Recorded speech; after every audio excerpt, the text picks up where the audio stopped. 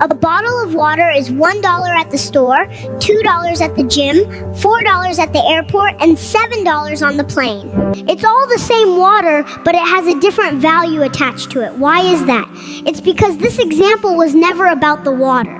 It's always been about the environment the water is in. When you feel like people aren't seeing your value, it's not because you're worthless. It's because you are in the wrong spot. Maybe you're not around the right crowd, or stuck in a place that isn't built to recognize what you bring. So next time you feel underestimated, don't doubt your worth. Just ask yourself, where am I standing?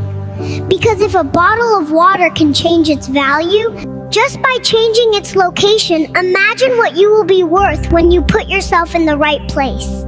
Stop settling and start looking for where your value matches your ambition. Don't waste your time trying to convince people that don't have the vision to see it. Sometimes you have to leave to level up. If you agree with me, drop 100 in the comments and follow for more.